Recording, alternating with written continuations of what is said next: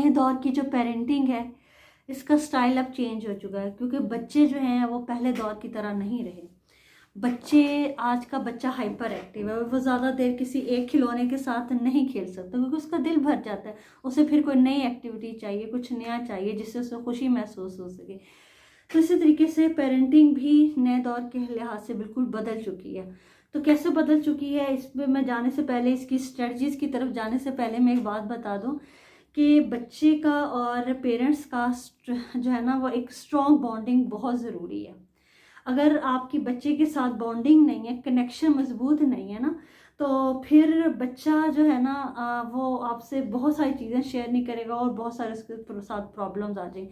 वो बाहर किसी के साथ शेयर करेगा, बाहर के लोग जो हैं वो उसको जिस तरीके से गाइड करें, जिससे डगर पर ले चले, वो उनकी मर्जी है। तो आपका बच्चा बजाय कि हर चीज़ आपसे पहले शेयर करता है वो किसी और से शेयर कर रहा है, तो इस पर आपको सोचना चाहिए कि ऐसा क्या रीज़न है कि वो किसी और के पास जा रहा है।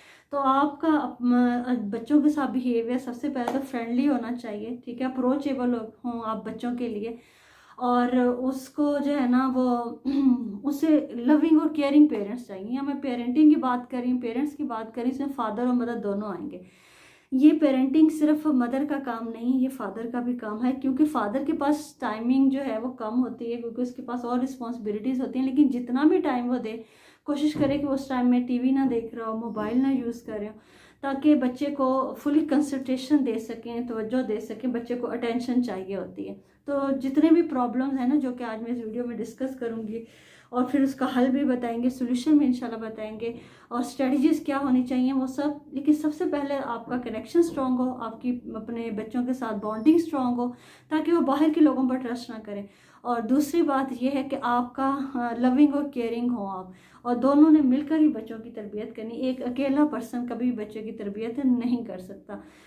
तो जनाब आ जाते हैं स्ट्रेटजीज की तरफ। अच्छा, सबसे पहले तो मैं सबका थैंक्स अदा करती हूँ जिन्होंने मेरी पिछली वीडियो को बहुत ज़्यादा लाइक किया, कमेंट किया, और मुझे बहुत खुशी हुई। आप लोग जब इतना अप्रिशिएट करते हैं, हर एक बंदे को दुनिया में जो भी वो काम करता है उसको अप्रिसिएशन की ज़रूरत होती है, इसी तरह हमारे बच्चों को भी ज़रूरत होती है। तो बहुत अच्छा लगता है, तो इंसान इनकरेज रहता है और नेक्स्ट अच्छे से अच्छा कोशिश करता है कि आपके लिए कंटेंट जो है वो सर्च करे और आपको हेल्पफुल रहे, आपकी लाइफ में वाकई वैल्यू ऐड हो, आपके जो प्रॉब्लम्स हैं पेरेंटिंग के हवाले से वो सॉल्व हो सके। तो पेरेंटिंग पर मैंने एक सीरीज़ बनाने का सोचा, 2 वीडियोस मेरी आ चुकी हैं, ये मेरी आई थिंक सो तीसरी वीडियो पेरेंटिंग पर। अगर इसको एक ही उसमें मैं करूं तो ये तो कोई 3-4 घंटे का सेमिनार करना पड़ जाए, क्योंकि इतनी ज़्यादा प्रॉब्लम्स हैं बच्चों में। तो इसलिए क्योंकि यूट्यूब पे 10-12 मिनट की वीडियो करें ताकि वो सब सुन भी सकें इजीली और बोर भी ना हो, और जो है ना वैल्यू भी ऐड हो जाए उनकी लाइफ में, प्रॉब्लम भी उनका हल हो जाए। तो इसलिए मुझे ना इस पर काफ़ी, यानी कि कुछ आज मैं स्ट्रेटजीज डिस्कस करूँगी इंशाल्लाह, और बाकी आइंदा आने वाली वीडियोस में डिस्कस करते रहेंगे। मज़ीद आपके जो क्वेश्चंस हैं आप कमेंट में बता सकते हैं। अच्छा, मैं सबसे बड़ी बात जो मैं आजकल सुनती हूँ, बल्कि हर पेरेंट्स से सुनती हूँ, वो ये कहते हैं कि मैं ना अपने बच्चों को वो सब कुछ दूंगा जो मुझे नहीं ज़िंदगी में मिला। अगर आप ऐसा करेंगे ना बच्चों के साथ, को हर चीज़ दे देंगे, उसकी हर डिमांड को पूरा करने लग जाएंगे, उसे ओवर फैसिलिटेट करेंगे, तो इससे नुकसान होगा, इससे बच्चे का फ़ायदा नहीं होगा। आप तो जो है ना इंटेंशनली आप तो यही चाहते हैं कि आप अच्छे पेरेंट्स कहलाएं, लेकिन उससे बच्चे का हो जाएगा नुकसान, बच्चा उससे जाएगा बिगड़। कैसे बिगड़ जाएगा? भाई उसकी हर ख्वाहिश पूरी होने लगी, उसे स्ट्रगल करने की ज़रूरत नहीं पड़ती। हमारी तरबियत में काम क्या होता है, हम बच्चे को जब तरबियत करते हैं हमने उसे ज़िंदगी में आगे आने वाले हालात के लिए तैयार करना था। आपको पता है लाइफ है, लाइफ में अप्स एंड डाउन्स तो आते हैं। अब ये नहीं कि हमेशा अच्छा ही चलता रहे ज़िंदगी में, हमने उसको असल में स्ट्रगल करना सिखानी। अगर उसकी हर ख्वाहिश बगैर फ़ौरन पूरी कर दी जाएगी, बगैर स्ट्रगल के पूरी हो जाएगी, तो वो तो आसाइश पसंद हो जाएगा, ऐश परस्त हो जाएगा, इनटॉलरेट हो जाएगा, बॉसी उसकी नेचर हो जाएगी, मटीरियलिस्टिक हो जाएगा। उससे तो लगेगा कि ज़िंदगी तो बहुत आसान है और हर चीज़ मुझे फ़ौरन से मांगने से मिल जाती है। आपने इसको, इस चीज़ को हल कैसे निकालें, सोल्यूशन की तरफ आते हैं, क्योंकि जो भी मैं प्रॉब्लम बताऊंगी ना उसका सोल्यूशन तो लाजमी आपको पता होना चाहिए। वो सोल्यूशन ये है कि आप उसको ना थोड़ा सा कोई टास्क दें, कुछ स्ट्रगल दें, उस चीज़ को हासिल करें। जैसे फर्स्ट सपोज बच्चा ये कहता है कि मुझे जो है ना संडे को बाहर होटलिंग करनी, बाहर खाना खाने जाना, ठीक है। आप उससे ये कह सकते हैं कि अगर आप घर में पूरा हफ्ता जो भी बनता है अगर वो आप खुशी से खाएंगे तो हम इंशाल्लाह संडे को बाहर लाजमी आउटिंग पे जाएंगे और डिनर करेंगे। इससे बच्चे को आप रूड भी नहीं हुए, बच्चे की आपने बात भी मानी, उसकी ख्वाहिश भी पूरी हुई और आपने एक उसको टास्क भी दे दिए कि उसे आपने एक रिस्पॉन्सिबिलिटी भी दे दी। रिस्पॉन्सिबिलिटी के बाद जब आप उसको फैसिलिटी देते हैं ना तो बच्चे को भी अच्छा फील होता है और उसे ये लगता है कि मैंने जो किया है वो मैंने अर्न करके किया, मतलब मुझे पूरा हफ्ता मैंने जो घर में बना सब्ज़ी वगैरह सब चीज़ें, लौकी हो कुछ हो जो बच्चे शौक से नहीं खाते, वो इस तरह खाने भी लग जाएगा और उसे ये पता होगा कि मैंने संडे को बाहर खाना खाने भी गया हूँ, तो ना उसका नुकसान हुआ ना आपका नुकसान हुआ और आपने उसे एक चीज़ सिखा भी दी। इस तरीके से बच्चा अगर किसी टॉय के लिए ज़िद करता है कि मुझे ये खिलौना चाहिए तो आपने उसे ला कर नहीं दे देना फ़ौरन, आपने उसे कहना है अगर आपको ये खिलौना चाहिए तो आप ऐसा करेंगे कि इस मंथली टेस्ट में आपके अच्छे मार्क्स आएंगे, अगर अच्छी परसेंटेज आएगी आप खुद को इम्प्रूव करेंगे। ये नहीं मैं कह रही कि वो टॉप करे, देखिए हर बच्चा न्यूटन नहीं बन सकता, हर बच्चा बिल गेट्स नहीं बन सकता, हर बच्चा यूनिक है। हमारे यहाँ से एक बड़ा मसला है कि मेमोराइजेशन कोई जीनियस करार दिया जाता है, इंटेलिजेंट वो जिसकी मेमोराइजेशन अच्छी।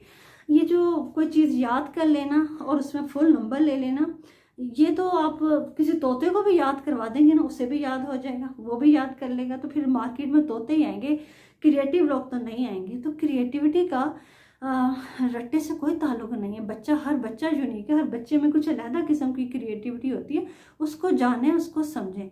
ये नहीं कि आपने कहना कि बस 100% मार्क्स होने चाहिए तो तब भी तुम्हें इनकरेज किया जाएगा, ऐसी बात बिल्कुल नहीं। बच्चा थोड़ा सा इंप्रूव करता है उसको उस चीज़ के लिए भी इनकरेज करें, जितना ज़्यादा इनकरेज करेंगे बच्चे को उतना ज़्यादा बच्चा के पॉजिटिव बिहेवियर सामने आएगा, ठीक है ना।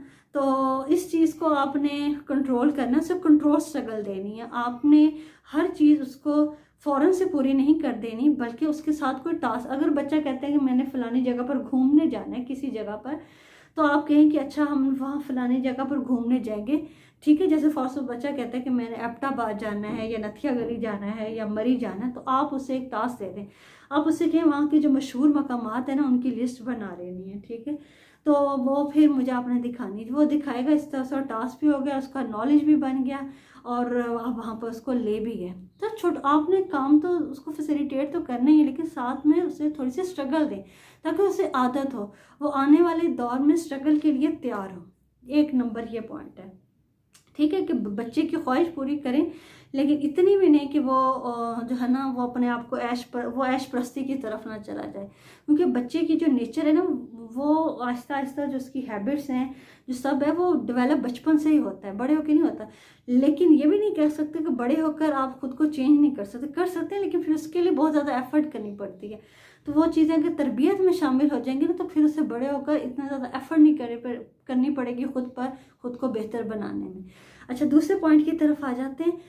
ये जो मदर्स को मैं ये नहीं कहूँगी कि उनकी मोहब्बत होती है, असल में तो वो करेक्शन चाह रही होती हैं बच्चे की, लेकिन करेक्शन में वो इस कदर वो हो जाती हैं, गुम हो जाती हैं कि उन्हें ये समझ ही नहीं आती कि वो अब बच्चे के साथ पेश किस तरीके से आ रही हैं। ये बहुत मुश्किल होता है, क्योंकि मैं खुद माँ हूँ, मैं इस मरहले से गुजरती हूँ। बच्चे को आप देखें ना कि अगर वो कुछ गलत कर रहा है, कोई भी उसमें बुरी आदत है कुछ है, तो उसको लेबलिंग ना करें, गलत नामों से ना उसको पुकारें, तुम निकम्मे हो, तुम निखट्टू हो, तुम्हारा तो काम ही सारा दिन खेलना है, बस तुम्हें तो सिर्फ खेलने का कह दिया जाए और तो तुम कुछ कर नहीं सकते, बस अजाब बन गए हो तुम हमारे। इस तरह बच्चे में जो फीलिंग आ रही है ना वो अनवांटेड हो रही है, क्योंकि मैं किसी के लिए अहम ही नहीं हूँ, किसी के लिए मैं इम्पॉर्टेंट नहीं हूँ, वो एक अंदर ही अंदर वो सैडनेस की फीलिंग उसके अंदर आ जाती है। जब उसे ये लगे कि मुझे चाहा नहीं जा रहा, मुझे मोहब्बत नहीं मेरी, मुझे शायद मैं इतना ही वो हूँ, तो वो उस चीज़ को लेकर वो उसकी पर्सनैलिटी दबना शुरू हो जाती है। तो आपने बच्चे की पर्सनैलिटी को दबाना तो नहीं है ना, तो ऐसे गलत उसको लेबल ना करें, जो अब्यूजिव लैंग्वेज उसके साथ यूज़ ना करें, ठीक है ना। तो मदर हर टाइम उसको जो उस एडवाइस करे, लेकिन हर टाइम एडवाइस करने से भी बच्चे जो है ना वो ख़राब, उसकी अगर कोई छोटी चीज़ है जो कि उसने अच्छा काम किया है, उसकी खामियों पर मतलब नज़र नहीं रखनी, उसकी अच्छाइयाँ भी तो होंगी ना। जो भी उसकी कोई छोटी भी आपको अच्छाई नज़र आए ना, उसके लिए उसको इनकरेज करें, उसको रिवॉर्ड दें उसके लिए बाकायदा।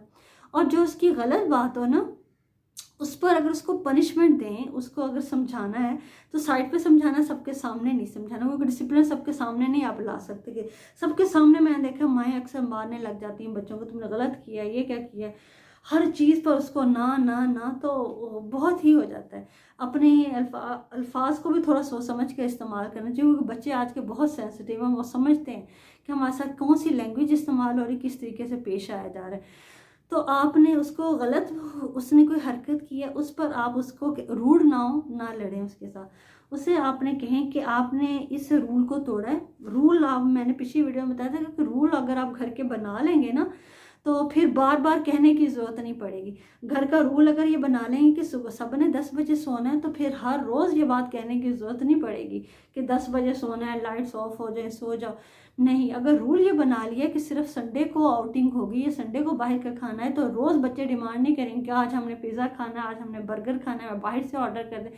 बल्कि वो वेट करेंगे कि जब संडे होगा तो तभी हम बाहर से कुछ ऑर्डर। तो ये रूल्स बहुत इंपॉर्टेंट है। इसमें बार बार आप इंटरप्ट नहीं करते, बार बार आपको इंस्ट्रक्शंस नहीं देनी पड़ती, और बार बार रिजेक्शन नहीं होती बच्चों की तरफ से। और बच्चे भी ये समझ आते हैं कि ये रूल है तो हमने इसको फॉलो करना है। और इस तरीके से ओवर एम्फोसाइज नहीं किया जाएगा बच्चों को, हर वक्त उसको डांटा और रोका और टोका नहीं जाएगा, तो वो भी उसकी पर्सनैलिटी में एक अच्छा असर आएगा। गलत काम पर आप उसको एक में छोटी सी एक्टिविटी कर लें, 2 जार रख लें। आप उसे कहें कि अगर आप अच्छा काम करोगे ना, तो आपके गले में, जार में 5 रुपए चले जाएंगे, 10 रुपए चले जाएंगे। लेकिन अगर आप गलत काम करोगे, किसी के साथ मिसबिहेव करोगे, अपनी छोटी बहन पे हाथ उठाओगे, या कोई भी और ऐसा कहना नहीं मानोगे, तो आपके गले से जो है ना वो 5 रुपए या 2 रुपये उसमें से माइनस हो जाएंगे, वो ले लिए जाएंगे। ठीक है ना। तो इस तरीके से वो सोचेगा कि मेरे अच्छे बिहेवियर पर मुझे रिवॉर्ड मिलता है, और बुरे बिहेवियर पर मुझे जो है ना वो मेरे उस गले से पैसे निकल जाते हैं। तो उसको फिर एहसास होगा, वो कोशिश करेगा कि अपने गलत बिहेवियर को एलिमिनेट करता जाए, और जिसका सही बिहेवियर है वो। अच्छा, बिहेवियर और फीलिंग में भी फ़र्क है। हम लोग काम फीलिंग्स पे नहीं करते, हम लोग काम बिहेवियर पे कर रहे होते हैं। बिहेवियर तो बाद में आता है, पहले तो उसकी फीलिंग होती है बच्चे की, अनवांटेड फीलिंग होगी, सैडनेस की फीलिंग हो गई। ठीक है ना। उस मुख्तलिफ़ किस्म की फीलिंग्स हैं जो बच्चा अपने अंदर जब जब जब उसको डांट पड़ती है या कुछ इस तरीके से, तो उन फीलिंग्स की वजह से वो फिर क्या होता है, वो अग्रेसिव होता है। ये उसका बिहेवियर है कि वो हाथ उठाएगा, चीखेगा, चिल्लाएगा, या फिर वो जो है ना बात नहीं सुनेगा, बात मानेगा नहीं, या वो इनसेंसिटिव हो जाएगा, उसे परवाह ही नहीं होगी, वो केयर ही नहीं करेगा किसी की।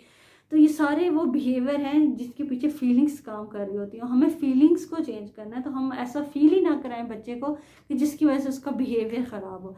तो फीलिंग्स पे काम करना है, ना कि बिहेवियर पे। अगर फीलिंग्स को हम सही रखेंगे, उसको हर्ट नहीं करेंगे, ठीक है, और उसको पनिशमेंट भी अगर दें तो वो भी कंस्ट्रक्टिव पनिशमेंट। आपने अक्सर, बल्कि मैं एज अ टीचर खुद भी ये पनिशमेंट देती रही हूँ कि अगर कोई बच्चा है जिसकी कुछ मिस्टेक्स हैं, स्पेलिंग मिस्टेक आ गई, डिक्टेशन की, मिला की, या कोई चीज़ वो गलत, अच्छा, बजाय कि उसको कमरे से बाहर निकाल दिया जाए, क्लासरूम से तुम बाहर निकल जाओ, तो तुम बड़े मज़े से निकल जाएगा। इसके लिए तो और अच्छी बात ही नहीं, क्योंकि वो तो पहले ही चाहते हैं कि मैं पढ़ाई ना कर सकूँ, तो बाहर निकाल दें।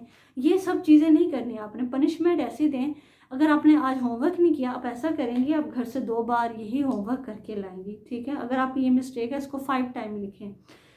इससे आप रूड भी नहीं हुए, आपने उस पर हाथ भी नहीं उठाया, और उससे बच्चा सीख भी ले। कंस्ट्रक्टिव पनिशमेंट देना सीखें, ना कि डिस्ट्रक्टिव पनिशमेंट। डिस्ट्रक्टिव पनिशमेंट से बच्चे की सेल्फ स्टीम जो है ना, उस पर बहुत असर पड़ता है। और अगर बच्चे की सेल्फ स्टीम लो हो जाए ना, तो किसी के सामने नहीं आ सकता दुनिया में, वो शाय होगा, वो लगेगा कि मेरी गलती होती है, मैं कुछ गलत कर दूंगा, वो डिसीजन नहीं ले पाएगा, वो हर जगह पर जो है ना मुतसलसल रहेगा। तो बच्चे को कॉन्फिडेंट बनाने के लिए आपको ये सारी स्ट्रेटजीज़ को समझना होगा, फिर जाके आप उस चीज़ पे अमल कर सकते हैं। तो दूसरी यही बात इसमें, इस पॉइंट में, कि आप अपने बच्चे को हर वक्त जो है ना वो रॉन्ग लेबलिंग नहीं करनी, हर वक्त उसे डांटना नहीं है। रूल बना दें तो हर वक्त कहना ही नहीं पड़ेगा। तीसरे पॉइंट की तरफ आ जाते हैं। तीसरी टिप समझ लें, या आप समझ लें कि तीसरी स्ट्रेटजी समझ लें, जो कि आप बच्चों के साथ यूज़ कर सकते हैं। बच्चे को ना कभी भी आपने ये नहीं कहना कि कहने की जरूरत, असल में हम खुद भी वही होते हैं जो हम कर रहे होते हैं, जो हम खुद के बारे में बता रहे होते हैं ना, वो हम असल में नहीं होते। तो बच्चों को भी जो कुछ सिखाना है ना, पहले वो आप खुद करें, तो बच्चा खुद ब खुद आपको देखकर सीख जाएगा। ज़्यादातर तो वो वही सीखेगा जो कि आप कर रहे होते हैं। आपने ये कहावत सुनी होगी कि जैसा बीज बोगे ना, वैसी वैसी फसल काटना। अगर आज आपके पास बच्चों को देने का टाइम नहीं है ना, तो माजरत के साथ उस बच्चों को दुनिया में ना लेकर आए फिर, क्योंकि आपको बुढ़ापे में बच्चे वैसे ट्रीट करेंगे जैसे आप आज उनको बचपन में ट्रीट कर रहे हैं।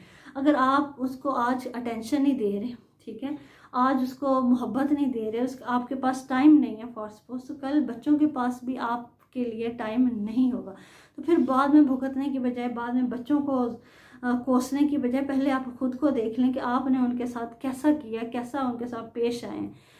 तो नीम का दरख्त जो है ना, अगर उसका बीज बोएंगे तो आम का तो कभी भी फल नहीं ना निकलेगा। नीम के बीज बोने से नीम का दरख्त ही बड़ा होगा, उसमें कड़वाहट ही होगी, उसमें मिठास तो नहीं आ सकती। अब पेरेंट्स कहते हैं हमारे बच्चों में ये मसला है, ये मसला है, ये मसला है। अब कुछ पेरेंट्स कहते हैं हमारा जो बच्चा है ना वो बहुत ज़्यादा एग्रेसिव है। एग्रेसिव क्यों हुआ है भाई? आपने कभी उसकी गलती पर उसको हाथ उठाया होगा उसके ऊपर, जिसकी वजह से आज वो भी हाथ उठा, तो उसे लगता है ये हाथ उठाने से ही बात बन जाती है। अगर आपका बच्चा आपसे नहीं शेयर करता, इसका मतलब ये है कि सच बोलने पर आपने उसको इतना डांटा, इतना बड़ा ड्रामा किया कि वो अब आपसे चीज़ें छुपाने लग गया।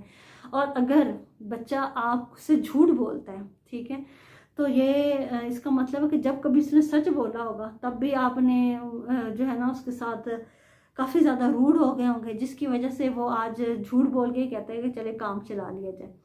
अगर इसी तरीके से अगर आपका बच्चा जो है वो रूड है, तो इसका मतलब है कि या तो आप अपने स्पाउस के साथ या हस्बैंड के साथ, या अगर हस्बैंड है तो वाइफ के साथ, उसने देखा है कि उनके साथ रूड होते हैं आप, तो जिसकी, या फिर आप किसी और के साथ रूडली बात करें, रूड बिहेव करें, तो बच्चे ने वहाँ से सीखा है कि भाई रूड बिहेवियर वो वहाँ से सीख लेता है।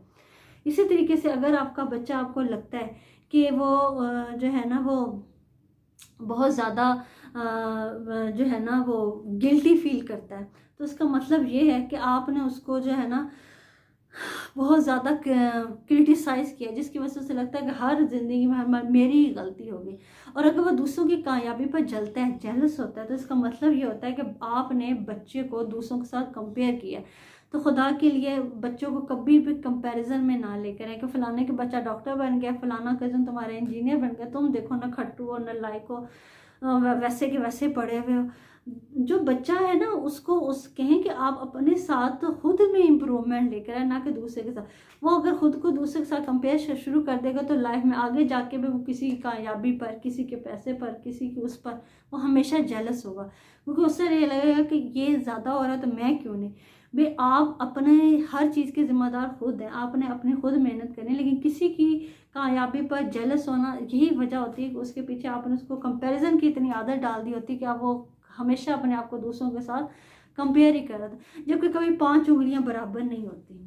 ये बात समझनी चाहिए, पेरेंट्स को भी समझनी चाहिए, बच्चों को भी समझनी चाहिए। तो इस तरह की जो प्रॉब्लम्स है ना वो इसी वजह से जन्म लेते हैं कि हमने असल में उनको इस तरह ट्रीट किया होता है, जिसकी वजह से वो सारी चीज़ें उसके अंदर आ जाती हैं। जब आ जाती हैं तो फिर बच्चे को ये लगता है कि मैं अनवांटेड हूँ, मुझे कोई पसंद नहीं करता, तो वो सुसाइड की तरफ जाता है। तो ऐसे बच्चे, अगर पेरेंट्स भी ऐसे हों, बहुत ज़्यादा ओवर स्ट्रिक्ट हों, तो बच्चे पेरेंट्स के बाद, हमें तो इस घर में पैदा ही नहीं होना चाहिए था, ठीक है ना, हमारी तो किसी को कदर नहीं है, और वो खुद भी सुसाइड की तरफ जा सकते हैं, और आपको भी जो है ना वो किसी भी गलत तरीके से नुकसान पहुंचा सकते हैं, जो कि बहुत ज़्यादा फिर माशरे में ख़राबी का बायस बनता है। तो सारी जो मेन चीज़ें हैं ना वो पेरेंटिंग से ही स्टार्ट होती हैं, और अगर पेरेंटिंग सही ना की जाए, स्टार्ट से इसको सीरियस ना लिया जाए, इसको सीखा ना जाए, इसको समझा ना जाए, तो फिर सारे मसले बहुत ज़्यादा ख़राब हो जाते हैं।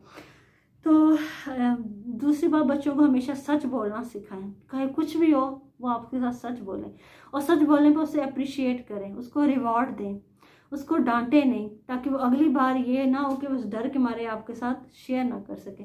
इस तरीके से सच बोलने की आदत लाजमी डालें। ये कुछ स्ट्रेटजीज थी जो मैंने आपके साथ शेयर की। इंशाल्लाह अगली वीडियो में मज़ीद कुछ स्ट्रेटजीज़ के साथ आपके साथ हाजिर होंगी। अपना ख्याल रखिएगा। अल्लाह हाफिज़।